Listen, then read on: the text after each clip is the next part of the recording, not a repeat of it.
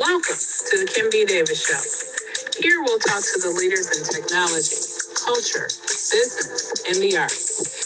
We'll cover politics, advocacy, motherhood, writing, mental health, and mostly we'll focus on hope. Join Kim B. Davis, author, playwright, radio personality, event consultant, professional speaker on the Kim B. Davis Show. Good evening and welcome to the Kim B. Davis Show. I'm your host, Kim B. Davis, and this evening we have Rovenia Braddy, who is a retired teacher, author, and playwright, and she's going to talk to us about some of her books and her works this evening.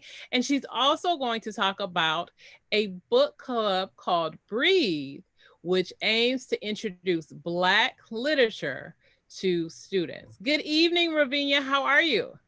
Good. How are you? I'm great. Thank you for being on the Kim B. Davis Show. Thank you for inviting me. You're welcome. So when I introduced you, I talked about you being a retired teacher, you're an author and a playwright. Can you tell us about some of the books that you've written and the plays that go along with it? Sure. I retired, I guess, almost 9 years ago. Okay. And when I retired, I said, well, maybe I'll start writing. I first thing I wrote was a play called A Warm-Hearted Steel. Mhm. I just kind of wrote it for fun because I love to write. And I wrote this play and I went out to lunch with my husband and some friends of ours. And I was telling them about, they were like, what are you doing now that you're retired? And I said, well, for giggles, I wrote a play. And the next thing that I knew, and it all happened so fast, was my husband's friend that was at lunch with us said, guess what? I'm like, what? And she said, you'll never believe what I've got you. And I'm like, what? And she said, I need you to go to this little community theater and talk to the director. I'm like, about what? And she said, he's very interested in your play. And I kind of looked at her like, I was just joking, really. I was just joking. It all started from there. So to make a long story short about the first play I did, I went to go see this director. It was a small community theater here in Harrisburg. And I had given her a draft copy of this play, and she, little did I know, she had submitted it to him. And he was like, I love it. When can we put this on? And I thought, really? So I went home and I told my husband, I said, I think I'm going to actually produce this play. And he's like, I know you love theater. I know you've done a lot in theater, and, but what do you do? What do you know about producing a play? And I said, well, God knows. So it was amazing. It was amazing. It was a huge play. We had about 20 cast members, a full band, a three-tiered stage, and we had 3 shows. And every show there was about 300 people that came out. Wow, congratulations. And well, that was I guess that was about 3 years ago. And it was funny because I said to him, I said, well, I guess I may not know a lot about producing plays, but apparently God does. After I produced the play, I said, well, I think I'm going to turn this play into a book. So I sat down and I started writing, and I guess it took me a while because I was trying to remember if I was still teaching. I might have maybe no, I think I actually was. This was probably my last year when I finally finished this book. So I finished the book, A Warm Heart of Steel, and I said to him, I finished the book. And he's like, now what? I was like, I don't really know. So I did another play. And it is so much easier to advertise and promote a book if you can get 300 people in one spot. So we did the second play, Colored Mamas and Black Baby Boys. And we did that at a local college here. And it did really, I was totally surprised because like I said, I got into all of this accidentally, just thinking, let's just do this for fun. So I wrote the second play, Colored Mamas and Black Baby Boys, and everybody loved it. I don't know if you're familiar with RSJ conference. It's held, usually it's held around August. The, they did it this August, last August rather. It was supposed to come to Virginia, but COVID shut down everything. So they did it locally, or they did it remotely. And for The Warm Heart of Steel, it won the Emma Award. Ah, congratulations. Thank you. So this year, I'm going to nominate my new release called Scarred, and it's actually a prelude to A Warm Heart of Steel.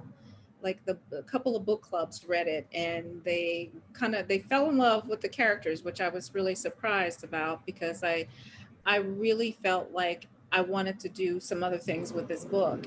So I've started to rewrite bits and pieces of it, and revamp the cover. But I'm really, really excited about the direction that the series is going in. And Excellent.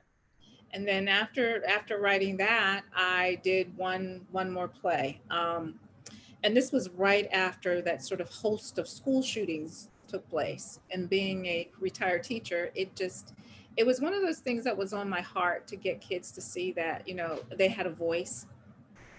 I was working with a 501 at the time that was producing the play, and because of the topic, I got a private school, to host the play. It was a small private school. A lot of kids came out, and the play did fairly well. I really wanted to get that into high schools, and to continue it on, but COVID again. So I haven't done any other plays since then. Yeah, so I did three. Okay. That's fantastic. So now I want to work backwards a little bit because, the school shootings are very political in terms of people saying that some people say that they're fake, which I think is very disrespectful to the people whose lives have been lost. It has also opened up the whole conversation around banning weapons. What types of weapons should people have? Who should have access to them? Things of that nature. And here you are as a teacher, because teachers have sort of come on the front lines of being asked to carry a weapon to protect students in class. And sort of want to get your opinion on what, first off, what did people think about that? Did it spark some conversation? And were you surprised by the outcome of that conversation? Or did it totally go in the way that you thought, where people were like, no, school shootings are bad. We need to just um, figure out a way that children are not killing each other at school? Well, actually, every play I've done, because of the topics that were covered in the play, I've had a talk back. Okay. The first one we didn't, because A Warm Heart of Steel really didn't have that type of topic. It was about a group of people in a jazz club, so it didn't. But the Colored Mamas and Black Baby Boys, and um, the other play, Oh Snap, It's for Real, we had talkbacks, and we had a panel. I'm trying to remember. The Secretary of Pardons was part of the panel, and he had some very, very interesting things to say. Talking about how here, and particularly here in Harrisburg, it's been a big issue just with the different school districts, the large school districts versus the small rural school districts, and what types of problems that administrators are seeing. And lots of people think, oh, these school shootings, they're not happening in large districts. They're happening in these tiny little districts where, people are more pro-gun. And that's really, really not the case. But when we did the play and we had the talk back, one of the things that I really, really wanted to focus on was the fact that there are signs that a lot of these kids are showing, before they just go, and start shooting people. Mhm. And our big, big, big topic was more for case managers, guidance counselors, to have a little bit more understanding when you have a child who seems to be struggling with a lot of issues, that we really don't know what's in their mind. Mhm. And a lot of these school shootings have been done by teenagers, students that were at that school. So that was the focus of our talk back, was what can be done for kids who were really, really struggling with personal issues. Because in this play, not only did we address school shooting, but we also addressed mental health. In the play, there was one particular student who was struggling with a lot of mental health issues. And I left it where there was a blackout at that scene, where the audience was wondering, did she shoot school, the people of the school, or did she shoot herself? And Mm. it was sort of like a cliffhanger. And that's where the play stopped. And that's when we had the talk back and we started talking about those issues of mental health. And there's so much stigma around mental health. And that was truly the focus of the play. Wow, that's amazing. So that's interesting that you were able to accomplish that. That's quite a blessing. So I want to go back a little bit further where you talked about you were just doing this for fun. You were a retired teacher.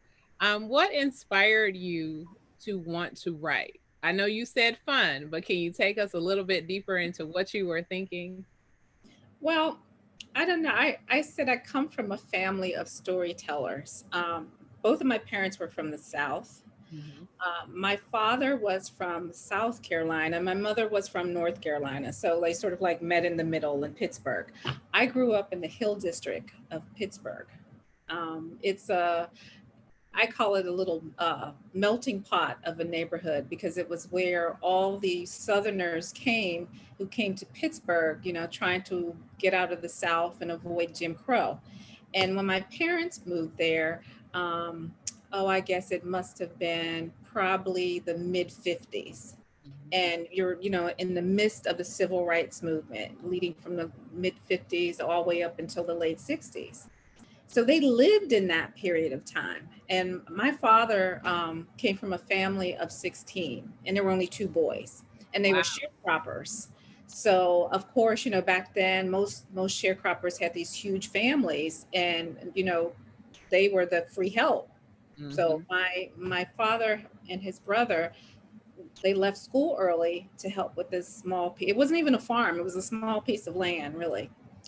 And there's just the struggles that they had. And then my mother, she was from, I don't know, I want to call it a very disjointed, she had a very disjointed background. It was her and her two sisters, where her father was a stonemason, and their mother left them on the doorstep of their grandmother. Wow. So, and they were, from very poor families. Her grandmother had taken in would take in wash, and she told me these stories about being a little girl and her grandmother putting her on a crate and making her wash clothes on a scrub board. Mhm. She would tell me the stories about getting, she had scarlet fever. She told me a story about throwing stones into this big pit with rocks and getting, what is it, yellow jackets in her hair. I mean, they both had story after story. I think the one of the most, um, I don't know, it still sticks with me. My father told me about where they lived. There was a little creek, and they would go down there for water. And he would go to this creek, but one day he went to the creek and there were these tall bushes, and he pulled back the bushes and there was a man hanging there. Oh wow.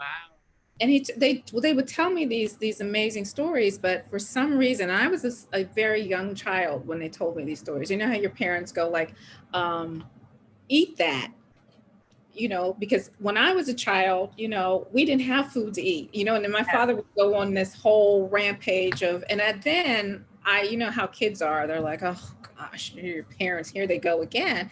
But as I got older, I really began to respect the stories that they told me, because they were living history books, truly living history books. And I started to write these stories down just from, the little stories that my mother would tell me. And then after that, my aunt, my mother's middle sister, came to live with us. And at the time she was 92. She stayed with us until she was 96. Mhm. The stories she told were, I mean, utterly amazing. And my family would go off to church on Sundays. And of course, she had a lot of health issues, so she wasn't able to go. So I'd stay home with her. And that's when I did my laundry, because she always needed something to do with her hands. I would just do towels. So I would wash all the towels. We'd sit in the living room with all the towels and give her the washcloths. And she would sit there and fold the washcloths, and the stories would begin. Every washcloth she folded, she had a new story. That's when I started to write them down. And I just started to realize these are amazing. And then when she got really sick, we had to put her in my son's room in a hospital bed. And my son would sit in her room in the dark, and she would tell him stories about when she was little. Mm. I'd have to go in there and say, "You have school tomorrow, and Aunt Lucille needs to sleep." So I come from this whole, I feel like this whole family of storytellers, you know. So all those stories generated this series because they all take place in the Jim Crow South. They're all that time where um, African Americans were migrating from the South to the North and finding new lives. Wow. So this is a great segue into Breathe. Tell us what the acronym stands for and your purpose in creating it. Well, after writing all these books, I kept thinking, you know, all the workshops I've ever gone to, they kept saying you've got to put yourself out there on on Facebook, on Instagram, on Twitter. And I started to do that, but after a while, it's like, okay, you know, I was starting to hear crickets. Like, what do I talk about? Okay, nobody is really interested in the vegan dinner I just made. I was just starting stuff out on Instagram and my Facebook page, and it had nothing to do with what I was writing about, and it had nothing to do with my love of books. So I started watching all these book clubs, and a lot of the book clubs were reading well-established authors. They Mhm. were reading, you know, authors that had, like, I'd go on Amazon and realize this author has 300 reviews. What's another review to that author? They're already well established. But then I started meeting so many more indie authors. And, you know, as an indie author, we're always trying to figure out, how do we get ourselves out there? How do we get people to notice what we're writing? How do we get those reviews? You know, like, nobody knows us. You know, there's some great hidden talent in an indie author. So I Mhm. figured, I could help me out and I could help them out. Why don't I start a book club? And the book club is really, really geared toward indie authors and getting their books read by groups of people. So BREATHE stands for Black Readers Elevate, Appreciate, Honor, Treasure, and Educate Black Literature. And I kept thinking about how, and I still haven't gotten this goal achieved yet, but I wanted to read books, not only classic books or books by emerging authors, but also classic books. I wanted to try to get kids to get interested in the African American Renaissance writers. I mean, I absolutely loved Maya Angelou, James Baldwin. Oh gosh, there's tons of them. I love Toni Morrison. I reread Toni Morrison, and there's so many people who say she's a hard read. I'm like, if you just immerse yourself in that period of writing. So that's the genre that I really love to write, and the genre that I really love to read. So a lot of the traditional authors we read come from that, right in that period of time. But then we also try to read a lot of upcoming, you know, emerging authors. And it, Fantastic. So now I want to go back to something that you said right before we talked about Breathe. You talked about your family's history. So it's almost as if you have this great repository of stories, this great library that you can pull from, that you can share with people to show them and to tell them about a slice of life in the South in a certain period of time where people can understand. Because, you know, everybody will say, oh, I know a sharecropper story, but they may not have heard your sharecropper story. There are people who say, know, I don't understand how they and then migrate north and come to Pittsburgh and try to get away away from racism and Jim Crow and try to build a life. I don't know what that looks like. And, for African Americans, for Black folk in the United States, our journeys typically can sometimes have some similarities, but a lot of times the details that accompany those journeys are fascinating. And sometimes it's very unique in the experience of the individual. So I think it's amazing that you're able to share that you're able to take that and put that into your books and then incorporate that into Breathe. Now I want to go back a little bit further because we had mentioned that you were a teacher. And I'm always fascinated by educators because you guys have such a hard job.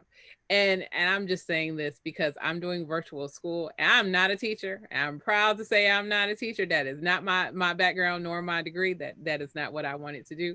However, teachers, you have the ability to see where students are. You get to see what things are introduced to them, and you get to see where the gaps are. As a teacher, did you see this very issue? Is this part of where you were also thinking you were inspired maybe many years ago that you were seeing a lack of access for Black writers? True. I spoke to the school board here in Harrisburg at the beginning of the school year. Um, I spoke to them and I told them and it was in the school district in which I retired. And I talked about the lack of diversity in the English and history curriculum. I felt like I was met with, I don't want to say, hindrances, but because this has been going on for so long, the lack of diversity in schools as far as it goes with Black and Brown people, and for our kids particularly to know their history and to know their history beyond a slave narrative, to me is so important. Um, but I feel as though, what's being taught in schools is being taught from an Anglo-Saxon approach.